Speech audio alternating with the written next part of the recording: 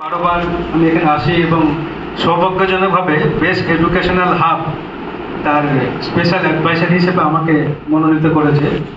এটা আমি শুধু কনসালটেন্ট হিসেবেই নয়, মানে একজন নিজেকে মনে করি যে শিক্ষার প্রতি আমার যে দায়িত্ব বা অনুরাগ, সেটা থেকেই আমাকে এইভাবে নির্বাচন করা হয়েছে। তো যখন একটা এরকম স্বনামধন্য প্রতিষ্ঠান একটা মূলত একটা বাণিজ্যিক বা পেশাদারি প্রতিষ্ঠানকে এরকম একটা জায়গায় নিয়ে যায়, তো স্বভাবতই সেই প্রতিষ্ঠানের দায়িত্ববোধ আরও বেড়ে যায়। সেই দায়িত্ববোধটা কি সামাজিক দায়িত্ববোধ। যদিও আমরা পেশাদারি সংস্থা, ছাত্র ভর্তি করানোটা আমাদের ব্যবসা বলা যায়, বাণিজ্য, পেশাদারিভাবেই এটা করি, তবে এটা সবাইকে মনে রাখা উচিত যে প্রত্যেক সৎ ব্যবসা খুব বড় সমাজসেবা। যেমনভাবে আপনাদের পাশে পাড়ার দোকানে যে লোকটা পাউরুটি বিক্রি করে বা চাল বিক্রি করে বা দুধ বিক্রি করে, সেও কিন্তু খুব বড় সমাজসেবা করে। মানে আলাদা করে সমাজসেবার একটা গোষ্ঠী তৈরি করা, সমাজসেবা করা, এটা তো ভালো জিনিস, এটা সংগঠিতভাবে করা হয়। কিন্তু ব্যক্তিকেন্দ্রিক বা ব্যক্তির উদ্যোগে যে সমাজসেবা, সেটা প্রত্যেকেই করে। যেমন একজন শিক্ষক, তিনি একটা পারিশ্রমিকের বিনিময়ে পড়াচ্ছেন, তিনিও সমাজসেবা করছেন, সমাজকে এগিয়ে নিয়ে যাচ্ছেন।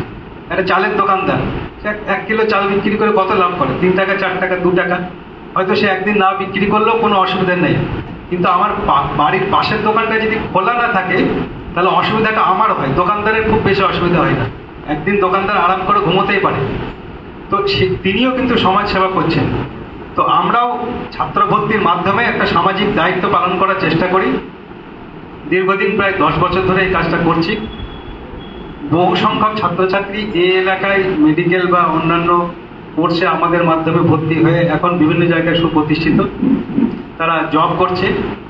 আর যে কথাটা স্যাররা বারে বারে বলছেন, স্কিল ডেভেলপমেন্ট, আমার যেটা মনে হয়েছে, ডিগ্রি প্লাস দক্ষতা সমান যোগ্যতা আজকের যুগে।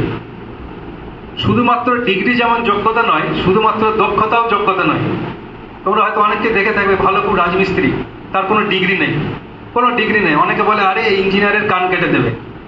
ইঞ্জিনিয়ারের কান সে কাটতে পারে, কিন্তু দুর্ভাগ্যজনকভাবে ওই না লেখাপড়া শেখা রাজমিস্ত্রিটা কখনো কোনো বড় প্রজেক্টে কাজ পাবে না, নিজে কোটেশন ফেস করতে পারবে না, তার কোটেশন অ্যাকসেপ্ট হবে না। এইখানেই দরকার ডিগ্রিটা। যেমনভাবে তার দক্ষতা হচ্ছে সে খুব ভালো রাজমিস্ত্রি, ঠিক সেই রকমভাবে তিনি যদি তার দক্ষতাটা ডিগ্রির সঙ্গে একই সঙ্গে বাড়িয়ে নিয়ে যান, তাহলে তিনি খুব ভালো রাজমিস্ত্রি হবেন এবং বড় বড় যে আপনার সরকারি টেন্ডারগুলো হয়, সেগুলো নিজে ডাইরেক্ট কোড করতে পারবেন। আদারওয়াইজ তাকে ওই লেবার হিসেবে ইঞ্জিনিয়ার আন্ডারেই কাজ করতে হবে। তো এখন আমাদের সামনে এই সুযোগগুলো এসেছে। আর উচ্চ মাধ্যমিক পরীক্ষা বা মাধ্যমিক পরীক্ষা বা গ্রাজুয়েশন অনেকে হয়তো পড়েছেন, বিভিন্ন কোর্স পড়ে ফেলেছেন, তখন বোঝা যায়নি, সুযোগগুলো আসেনি। এই যে স্কিল ডেভেলপমেন্টের ব্যাপারটা আমাদের কাছে ছিলই না। এনএসডিসি ব্যাপারটা আমরা জানতামই না যে এনএসডিসি কি। সরকারের এখন আমাদের দেশে প্রায় 140 কোটি লোক এবং যুবক আছে প্রায় 60 কোটির বেশি, মোর দ্যান 60 কোটি। তো 60 কোটি যে যুবক, এই 60 কোটি যুবক এরা কিন্তু বোঝা নয়।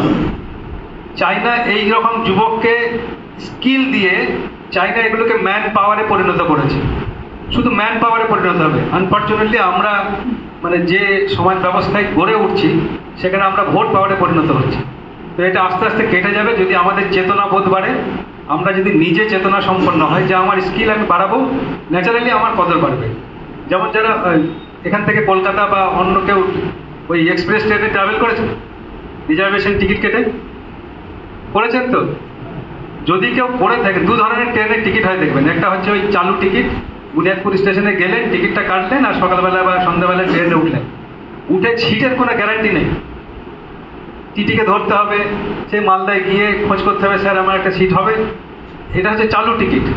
আর একটা হয় রিজার্ভেশন টিকিট, আগে থেকে টিকিটটা কেটে নিলেন, সোজা উঠলেন, নিজের সিটে গিয়ে